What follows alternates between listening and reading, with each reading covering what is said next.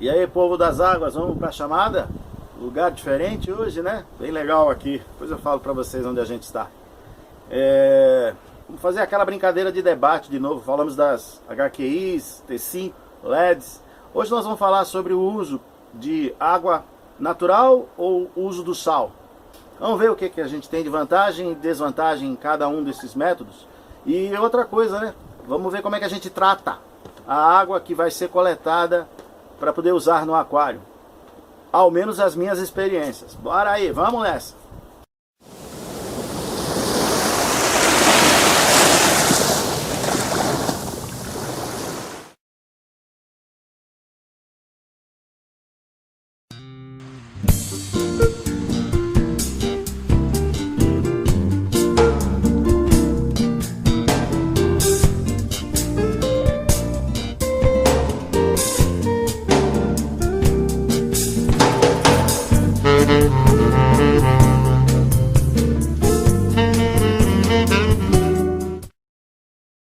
Fala, povo das águas!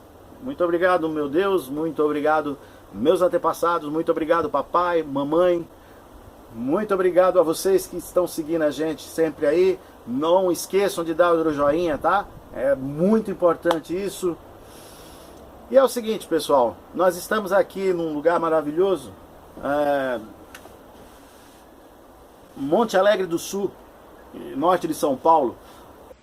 Pousada Cafezal em Flor. Muito bonito mesmo. Proprietários daqui, o pessoal, muito legal. Seu Tuf e a dona Márcia, muito obrigado, Tuf, muito obrigado, dona Márcia. Até colaborar aí em prestar alguns equipamentos para a gente poder fazer a filmagem aqui. Alguns acessóriozinhos que acabei esquecendo. E a gente está aqui aproveitando esse fim de semana.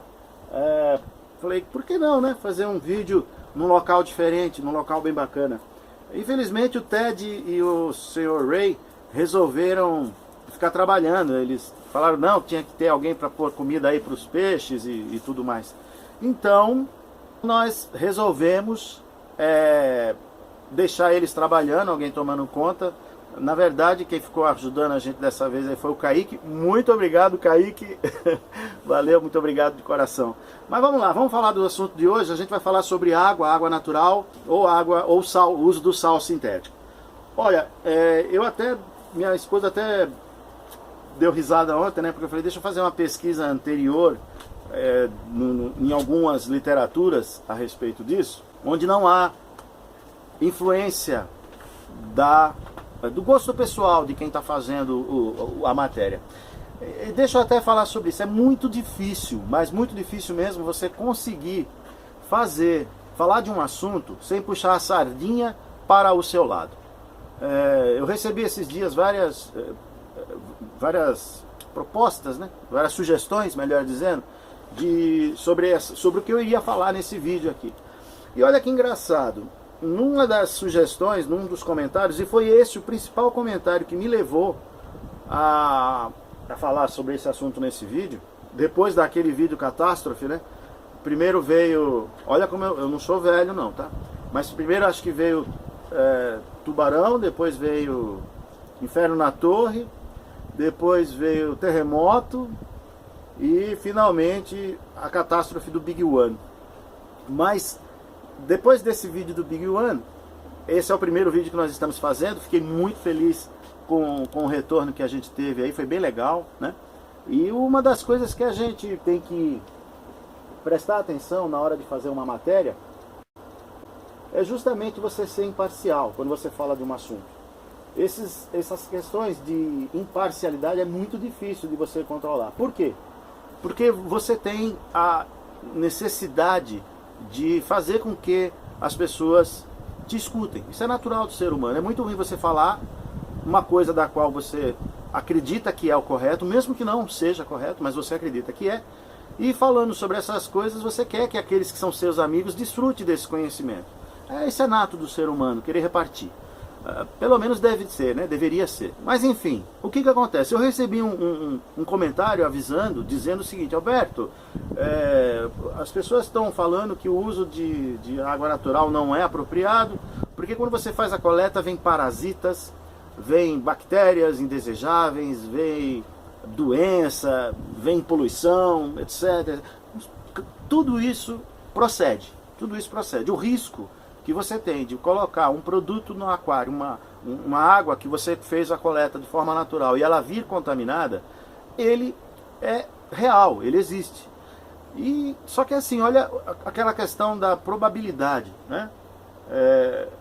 Eu tenho aquário de coral desde 1980, um besourinho que bonitinho, desde 1984, quando eu montei meu primeiro aquário marinho. E desde então eu usei água, raras vezes eu usei o sal sintético, muito raras vezes. E nessa de usar a água natural, esses anos todos eu nunca tive nenhum problema relacionado ao uso da água natural, alguma doença, alguma coisa assim. Tá, Alberto, como é que você sabe que não... Mas você teve problema de doenças? Tive.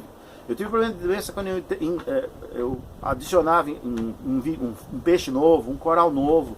Eu nunca tive doença causada de forma... na rotina da estabilidade do aquário, e a doença acontecer depois de uma TPA, ou um acidente, ou uma alteração muito brusca. Uma alteração muito brusca da qualidade da água. Eu nunca tive esse tipo de problema. Aí veio aquela questão, caramba, se em 30 anos, 33 anos, sei lá, 34 anos, a gente usando a água natural, eu nunca tive esse tipo de problema, e eu não conheço nenhum aquarista, e olha que hoje o mundo se tornou pequeno nessa matéria. Todo mundo fala com todo mundo. E tem muita gente, mas muita gente mesmo, usando a água natural coletada nas praias onde eles moram. O pessoal do Espírito Santo, Florianópolis, o pessoal de Floripa, o grupo A Máfia do Coral, um grupo que eu faço parte, um grupo bem legal, a maioria do pessoal que está lá, pelo menos até onde eu sei, eles usam água natural. Mas assim, como é que a gente faz? Eu não vou comentar aqui o jeito certo. Eu não vou comentar aqui o jeito certo de fazer. Eu vou comentar uma das formas de se fazer, ok? Na verdade eu vou fazer assim uma grande, né, pegada aqui e de lá. Primeiro vamos falar sobre o sal sintético, a água sintética. Se você faz a purificação da água, da fonte, da água que você vai utilizar, passando pelos 4 métodos de purificação, onde você encontra os detalhes disso no vídeo que eu postei aqui, qualidade de água, né, qualidade da água, você vai entender como você adquire a água natural, a água doce, para fazer a mistura. Se você usa um sal de qualidade, quais são as marcas comerciais? Não vou me ater a isso. A sal de qualidade, você pesquisa na internet sais bons, você vai ver todos os sais que foram utilizados e tiveram bons resultados. Todos os sais que foram utilizados e tiveram bons resultados, você vai ficar sabendo. Se você teve algum sal que não teve bom resultado, o pessoal espalha essas notícias aí, vai que nem fogo acima, né? Que nem diz, água abaixo, fogo acima, no morro. O pessoal rapidinho diz qual é o sal que deu problema, o que presta, o que não presta, tudo mais. Muita gente, mas muita gente usa um sal e acaba falando mal do sal, quando o problema não é do sal, mas da água que a pessoa está utilizando. O pessoal usa primer, usa aqueles recuperadores de propriedade, enfim, usa produtos que não são reconhecidamente técnicas ideais para você obter uma água de qualidade. Então, é muito, mas muito importante que você tenha a convicção, a certeza de que o purificador de 4 estágios, preferencialmente, que você está utilizando, ele tem qualidade, ele tem propriedade para purificar a água. Pois bem, utilizando o sal, como é que eu sigo as normas do fabricante? Claro. O fabricante, ele te dá uma tabelinha, ó, onde ele vai te colocar tantos quilos faz tantos litros a uma salinidade específica.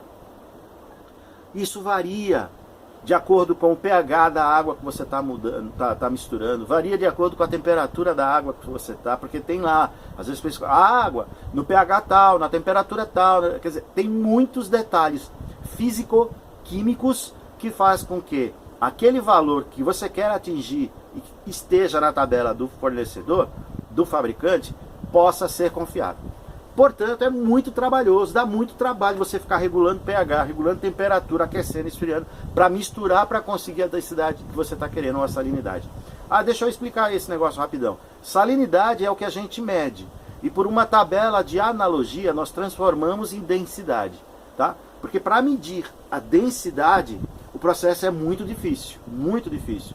Então a gente utiliza a medida da salinidade e os instrumentos já vêm calibrados para te oferecer qual a densidade correspondente para aquele nível de salinidade. É só uma curiosidade, tá bom? Então vamos lá. Isso aí faz com que você, ao invés de você ficar naquele sufoco, caramba, tá certo, 1023, 1024, 1025, compre ou um densímetro ou um refratômetro. Se você comprar o densímetro, calibre esse densímetro, da mesma forma que você não tem que calibrar o refratômetro.